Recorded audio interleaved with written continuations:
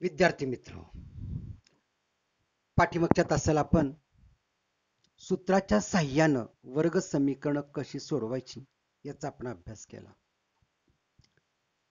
बघा, जर ax वर्ग अधिक bx अधिक c बरोबर 0 हे जर दिलेलं वर्ग समीकरण असेल तर सूत्राच्या साह्यानं या वर्ग समीकरणाच्या उकली किंवा या वर्ग समीकरणाची मुळं म्हणजेच एक्सच्या किमती कशा शोधून काढत होतो आपण. तर x बरोबर x हे त्या वर्ग समीकरणाचे मुळे x बरोबर वजा b अधिक किंवा वजा वर्गमुळाच्या चिन्हामध्ये b वर्ग वजा 4ac छेद 2a या सूत्राचा उपयोग करून आपण ते वर्ग समीकरणाची दोन मुळे शोधत होतो.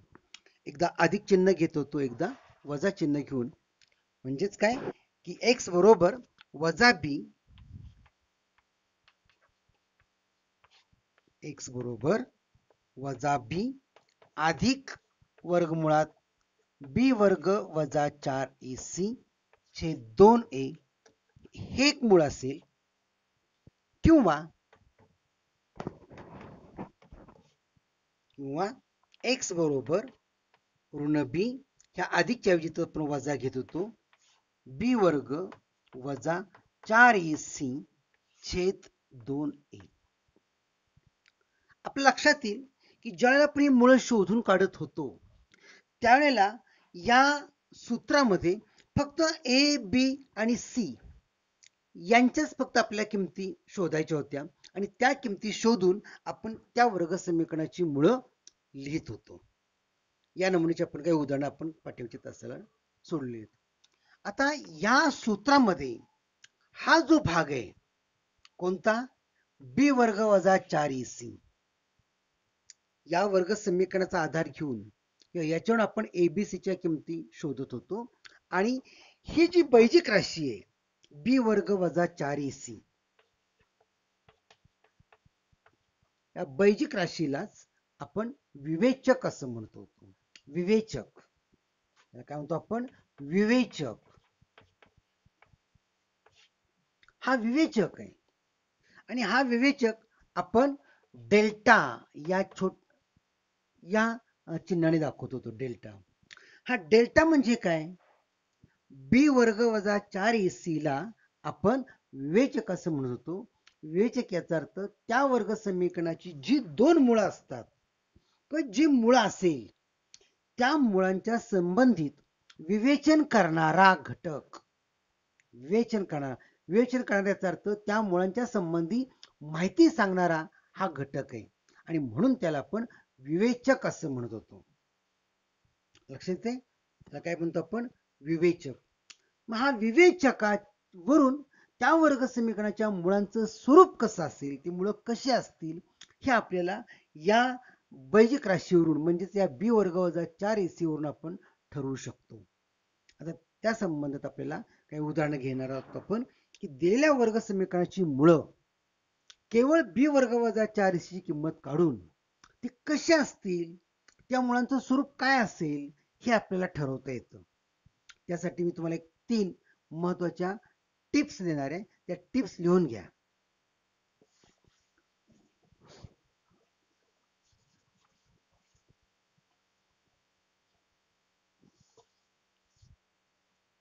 ax वर्ग अधिक bx अधिक c बरोबर 0 या वर्ग समीकरणात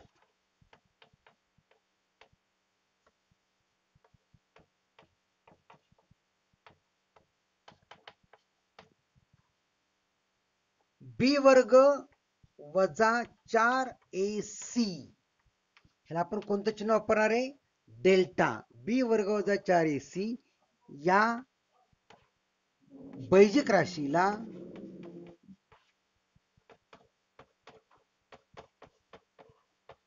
काय म्हणायचं, विवेचक. या बैजिक राशीला विवेचक असं म्हणायचं, विवेचक म्हणतात. आणि या बैजिक राशीवरून म्हणजेच या बी वर्ग वजा 4ac च्या किमतीवरून आपल्याला त्या वर्ग समीकरणाच्या मुळांचं स्वरूप ठरवता येतं. आता ते मुळांचं स्वरूप कसं येईल बघा. आता त्यासाठी मी तुम्हाला महत्वाच्या टिप्स देणार आहे. पहिली टिप अशी, जर बी वर्ग वजा 4ac म्हणजे या बैजिक राशीची किंमत जर समजा धन आली, धन याचा अर्थ शून्यापेक्षा मोठी आली. जर बी वर्ग वजा 4ac या बैजिक राशीची किंमत म्हणजेच या विवेचकाची किंमत जर समजा शून्यापेक्षा मोठी असेल, म्हणजेच ती कशी असेल, धन असेल, तर अशा वर्ग समीकरणाची मुळं ही वास्तव आणि असमान असतात. वास्तव संख्या असणार आहेत आणि असमान. जर बी वर्ग वजा 4ac या बैजिक राशीची किंमत जर शून्यापेक्षा मोठी असेल, शून्यापेक्षा मोठी म्हणजेच धन असेल, तर वर्ग समीकरणाची मुळे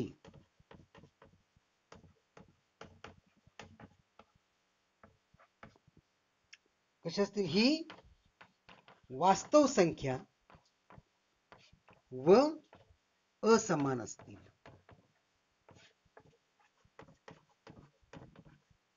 असमान म्हणजे दोन्ही मुळे ही कशी असणार आहेत, भिन्न असणार आहेत. वास्तव व असमान. असमान याचा अर्थ समान नाहीत.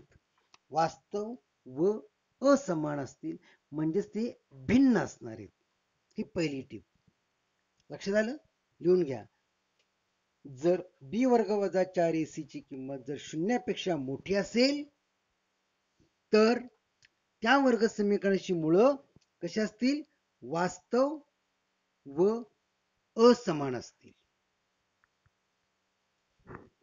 धन असतील तर, या बैजिकाची किंमत धन असतील तर. दुसरी महत्वाची टीप,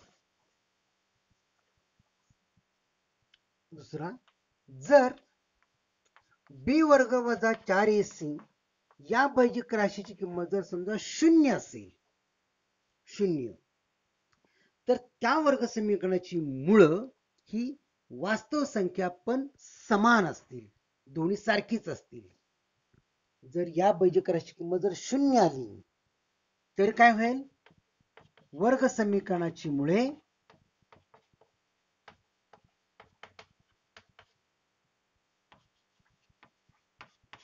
वास्तव व समान,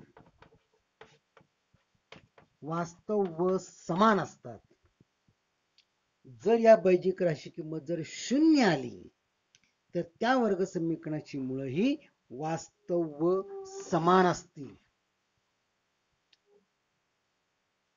जर शून्यापेक्षा मोठे असतील तर वास्तव व असमान, शून्य असेल तर त्या वर्ग समीकरणाची मुळे वास्तव व समान असतील, म्हणजे दोन्ही मुळे सारखीच.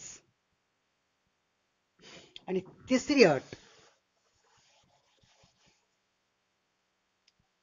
जर बी वर्ग वजा 4ac या बैजिक राशीची किंमत जर शून्यापेक्षा लहान, शून्यापेक्षा लहान म्हणजे ऋण, शून्यापेक्षा लहान याचा अर्थ काय, ऋण आली किंमत याची, चिन्हाने जर या बैजिक राशीची किंमत जर ऋण संख्या आली, तर याची मुळं, या वर्ग समीकरणाची मुळं वास्तव संख्या असणार नाहीत. लक्षात घ्या. जर बी वर्ग वजा 4 ची किंमत जर शून्यापेक्षा लहान असेल, म्हणजेच ऋण संख्या असेल, तर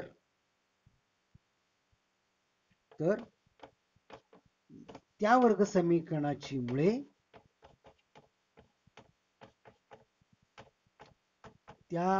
समीकरणाची मुळे वास्तव संख्या नसतात.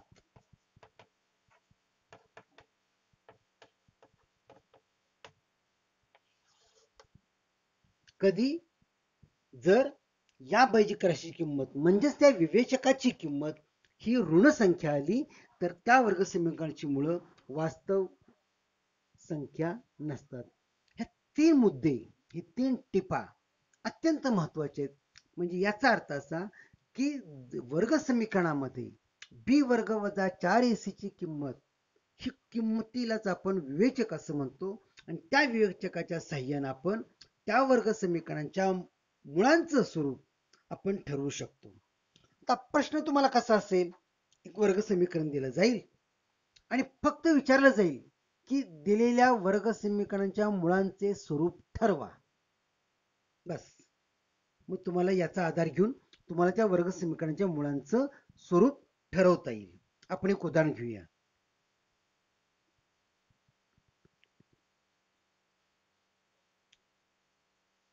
लक्षात आलं?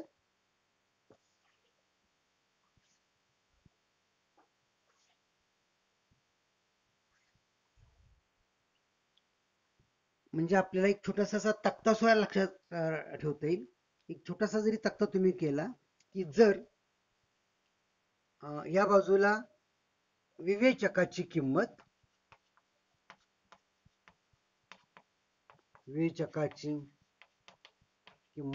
आणि ह्या बाजूला मुळांचे स्वरूप, अगदीच थोडक्यात जर तुम्हाला तो तक्ता लिहायचा असेल तर या पद्धतीने आपण लक्षात ठेवू शकतो.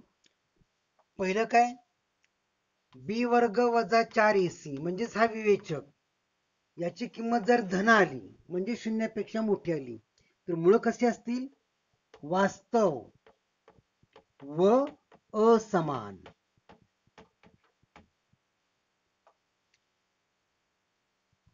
बी वर्ग वजा 4ac ची किंमत जर शून्य आली तर मुळ कसे असतील, वास्तव असणारच व समान, दोन्ही मूळ समान असणार आहेत. आणि तिसरा आकडा, बी वर्ग वजा 4ac ची किंमत जर शून्यापेक्षा लहान असेल म्हणजेच ऋण संख्या असतील तर मूळ कसे असतील, वास्तव नसतात. या तीन गोष्टी जर तुम्ही लक्षात ठेवल्या तर वर्ग समीकरणांच्या मुळांचं स्वरूप याच्यावरची उदाहरण आपल्याला सहज सोडवता येतील.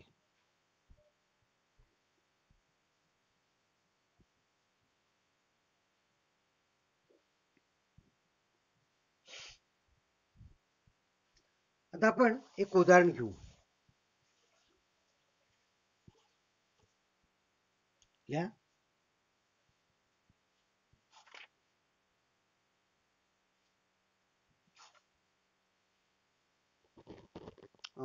विवेचकांच्या किमतीवरून प्रश्न लिहा. विवेचकांच्या किमतीवरून प्रश्न असा आहे, विवेचकाच्या किमतीवरून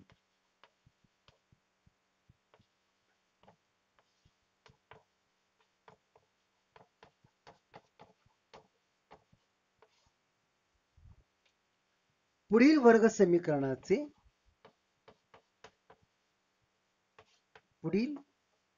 समीकरणाचे वर्ग समीकरणांच्या मुळांचे म्हणा, वर्ग समीकरणांच्या मुळांचे स्वरूप ठरवा.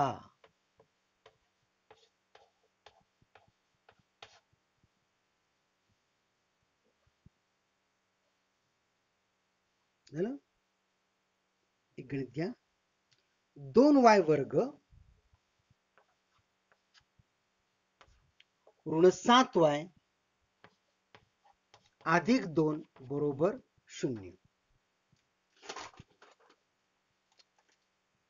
आता या वर्ग समीकरणामध्ये प्रश्न काय बघा आपल्याला, विवेचकाच्या किमतीवरून या समीकरणांच्या मुळांचं स्वरूप ठरवायचं. कसं उदाहरण सोडवायचं, तर पहिल्यांदा दिलेलं समीकरण हे या पद्धतीने लिहायचंय. पहिलं पद वर्गाचं, मधलं पद किंवा दुसरं पद चलाचं, शेवटचं पद स्थिरांकाचं, समानता 0. म्हणजे पहिल्यांदा दिलेलं वर्ग समीकरण त्याच्या सामान्य स्वरूपात लिहा. सामान्य स्वरूप, वर्गाचं पद, चलाचं पद, स्थिरांकाचं पद, समानता 0.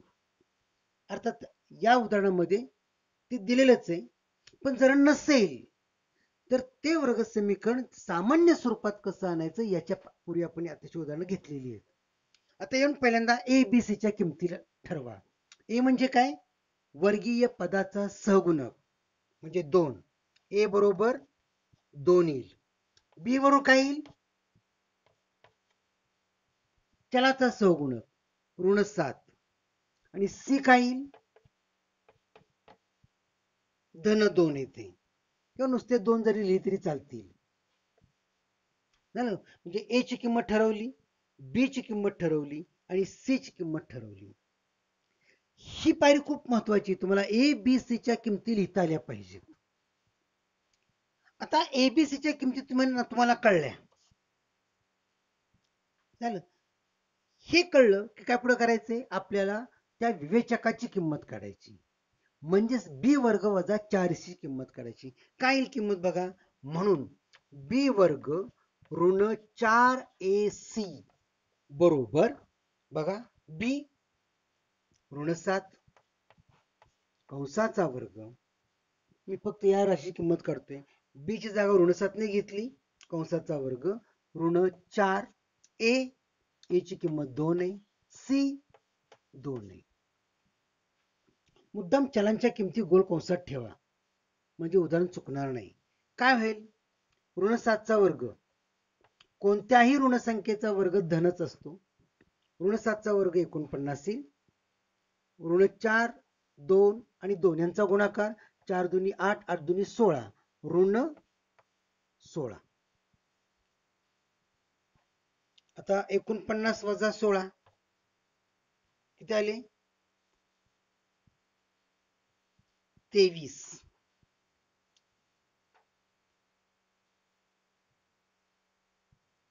बरोबर.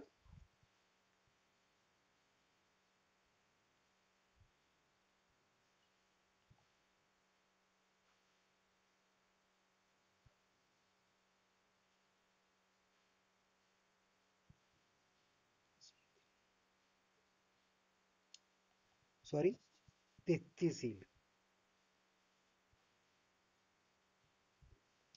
मी 33 कशी आली? ऋण चिन्हाने धन आलेली राशी आणि म्हणजेच या ठिकाणी बी वर्ग वजा 4ची किंमत ही 33 आली. म्हणजेच कसे आले? ते धन आली. म्हणजेच बी वर्ग वजा 4ac ची किंमत ही धन संख्या आलेली आहे. आणि म्हणून दिलेल्या वर्ग समीकरणाची मुळे कसं लिहाल? दिलेल्या वर्ग समीकरणाची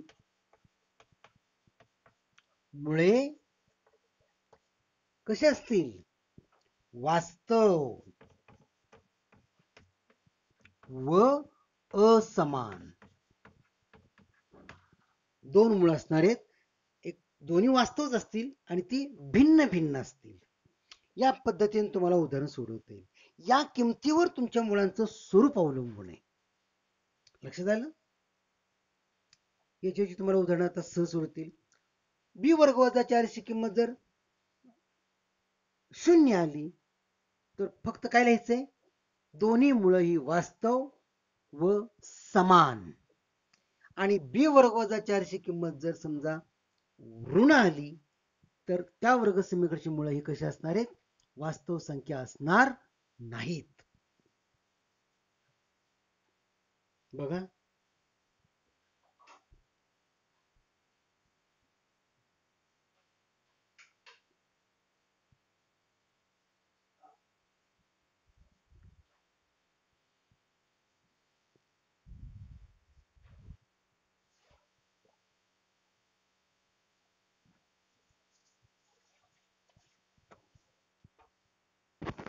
आपण आणखी उदाहरण घेऊया.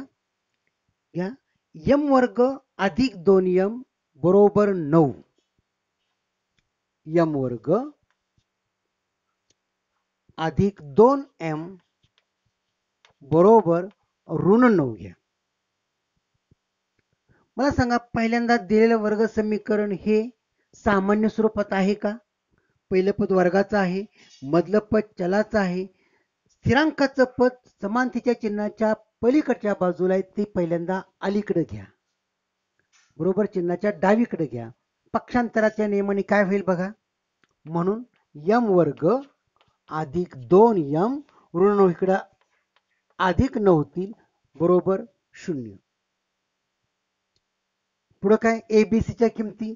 ए ची किंमत किती येईल. वर्गीय पदाचा सहगुणक. ह्याचा सहगुणक काहीच नाही इथं. याचा अर्थ 1 आहे. बी 2 आहेत. सी 9 आहेत. टाका किंमत. सॉरी, म्हणून बी वर्ग वजा 4ac बरोबर. बोला बी ची किंमत 2 कंसाचा वर्ग ऋण 4 ए सी 2 चा वर्ग 4. 4 गुणिले 1 गुणिले 1 गुणाकार ऋण 36 आणि मग 4 वजा 36 ऋण 32. म्हणजेच या उदाहरणामध्ये काय झालं बघा. ही संख्या कशी आली. चिन्हाने ऋण आली आणि म्हणून बी वर्ग वजा 4ac ची किंमत ही शून्यापेक्षा लहान म्हणजेच ऋण संख्या आली आणि म्हणून काय लिहिता येईल. दिलेल्या वर्ग समीकरणाची मुळे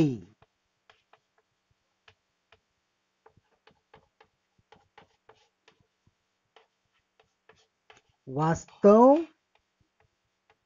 संख्या नाहीत. या पद्धतीने तुम्हाला दिलेल्या वर्ग समीकरणाच्या मुळांचं स्वरूप ठरवता येईल. लक्षात आलं. ठीक आहे, चला पुढं.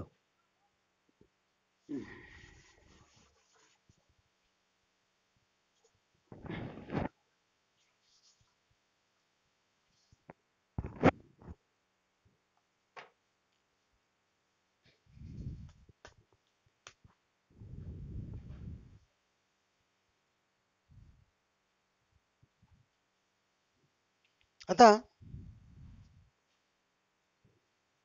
आपल्याला थोडासा आता आपण काय करत होतो. आपण काय काय शिकलो बघा. वर्ग समीकरण म्हणजे काय. ती वर्ग समीकरण सोडवायची कशी. त्याच्या आपण 2 पद्धती पाहिल्या. अवयव पाडून आणि दुसरी सूत्राच्या साहाय्याने वर्ग समीकरण सोडवायचं. त्या वर्ग समीकरणाच्या मुळांचं स्वरूपासंबंधी आत्ताच्या तासाला आपण चर्चा केली. म्हणजे वर्ग समीकरण सोडवल्यानंतर आपल्याला त्या वर्ग समीकरणाची मुळं मिळतात. आता मी तुम्हाला सांगणार आहे. समजा एखादा वर्ग समीकरणाची मुळं माहिती असतील तर ते वर्ग समीकरण कोणतं हे आता आपल्याला शोधायचंय किंवा ते कसं शोधायचं याचाच आपल्याला अभ्यास करायचा आहे. समजा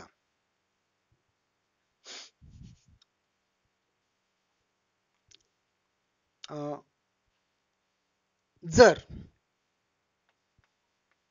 एक वर्ग समीकरण आहे की ज्याची मुळं 1 2 आहे आणि दुसरं 3 आहे. अशी 2 मुळे आहेत. एक वर्ग समीकरण असं आहे की ज्या वर्ग समीकरणाचं एक मूळ 2 आहे आणि दुसरं मूळ 3 आहे. तर ते वर्ग समीकरण कोणतं. असा उलटा प्रवास आपल्याला करायचा आहे. म्हणजे मला उत्तर माहिती आहे, त्या वर्ग समीकरणाची मुळं माहिती आहेत, तर ते वर्ग समीकरण कोणतं असेल ते मला शोधायचं आहे. त्याचं एक सूत्र आहे. ते सूत्र लिहिण्यापूर्वी आधी आपण उदाहरण समजावून घेऊया. ते उदाहरण सोडवायचं कसं. हे एक मूळ आहे आणि दुसरं मूळ आहे. समजा या मुळाला मी नाव ठेवलं अल्फा. अल्फाची किंमत किती आहे 2. अल्फा बरोबर 2 आहे पहिलं मूळ आणि दुसरं मूळ आहे बीटा. बीटाची किंमत किती आहे 3 आहे. अल्फा आणि बीटा काय आहेत तर त्या वर्ग समीकरणाची मुळं आहेत.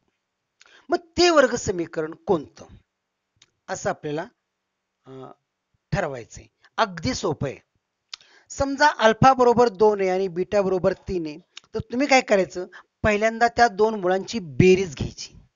म्हणजे काय म्हणून अल्फा अधिक बीटा.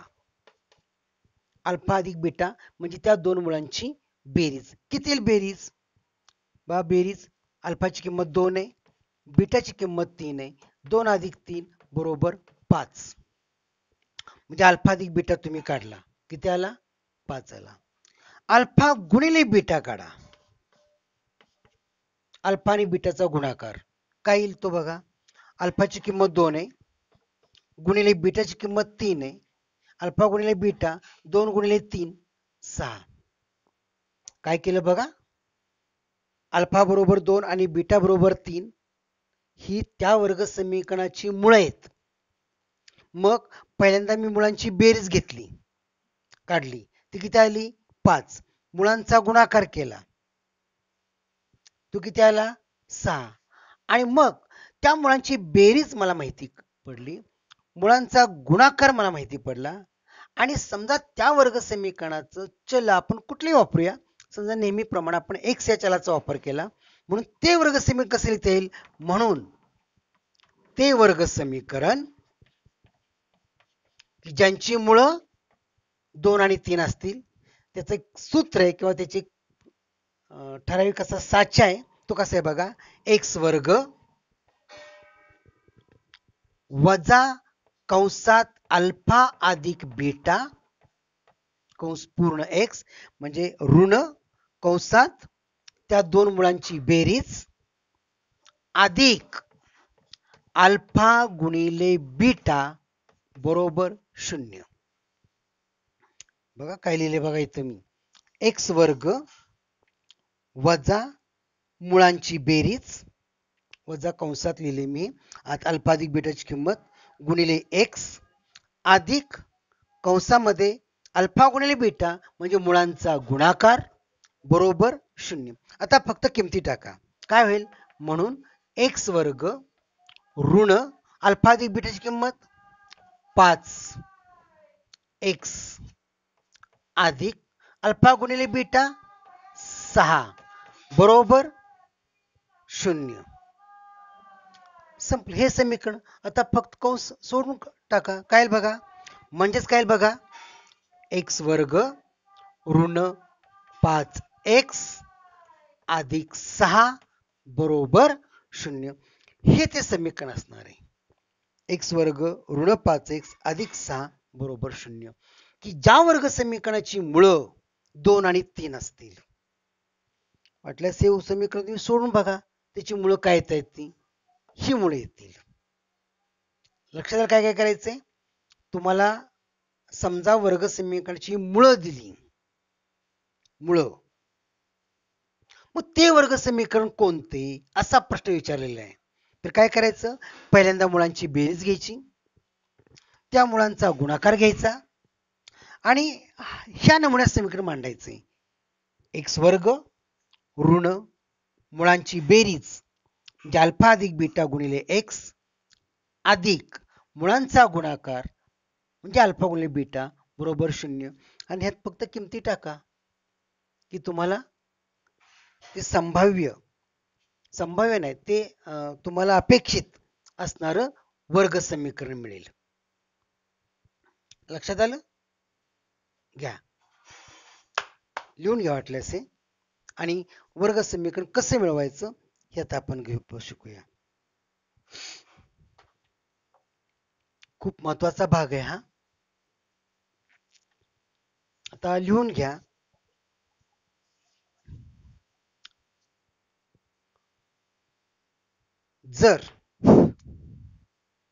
जर अल्फा आणि बीटा ही वर्ग समीकरणाची मुळे असतील,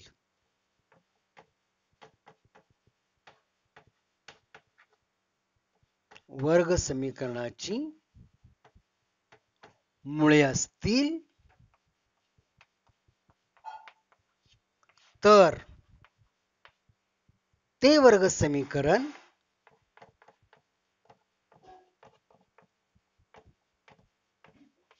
कसं मांडायचं. समजा आपण x या चलाचा वापर केला असेल तर x वर्ग ऋण कंसात अल्फा अधिक बीटा कंस पूर्ण गुणिले x अधिक अल्फा गुणिले बीटा बरोबर 0.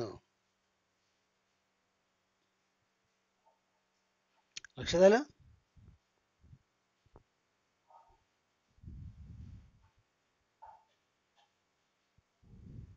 आणि आता आपण उदाहरण सोडलं होतं बघा. तेच उदाहरण नमुना दाखल आपल्याला घेता येईल किंवा दुसरं घ्या. एक उदाहरण सोडूया पटकन.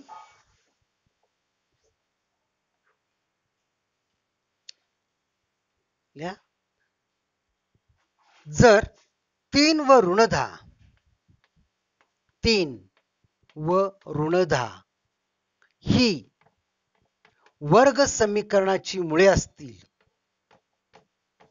वर्ग समीकरणाची मुळे असतील तर ते वर्ग समीकरण कोणते? ते वर्ग समीकरण मिळवा. कसं सोडवायचं सांगा? दोन्ही मुळे दिलेली आहेत. एक ह्याला म्हणायचं अल्फा, ह्याला म्हणायचं बीटा. अल्फा बरोबर 3, बीटा बरोबर ऋण 10. जर दिलेल्या वर्ग समीकरणाची मुळं जर अल्फा आणि बीटा असतील किंवा अगदीच डिटेल मध्ये लिहायचं असेल तर कसं लिहिता येईल आपल्याला? जर अल्फा बरोबर 3 व बीटा बरोबर काय घेतलं आपण? ऋण 10 ही त्या वर्ग समीकरणाची मुळं असतील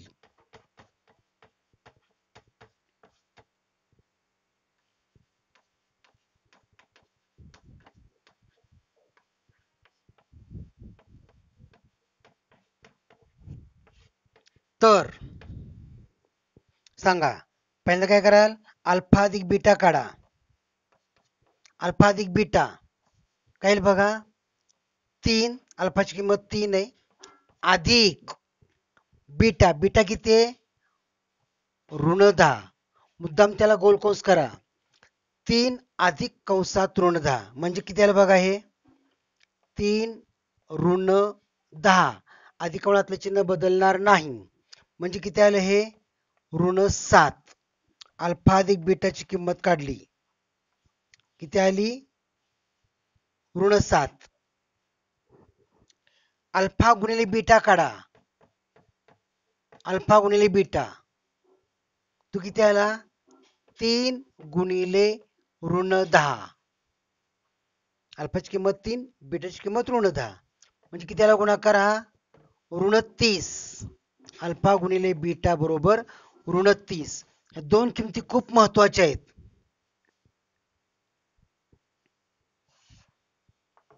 म्हणून ते वर्ग समीकरण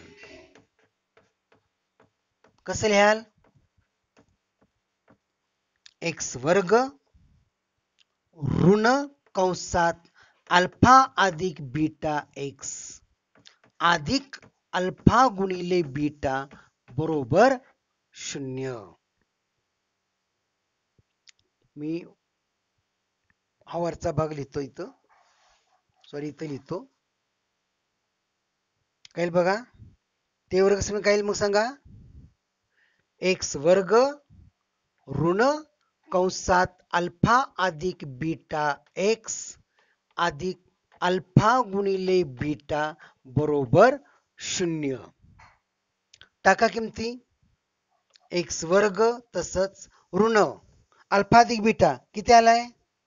अल्फा अधिक बीटाची किंमत ऋण 7 कंसात लिहा. ऋण 7x. ऋण हे मूळचं चिन्ह आहे.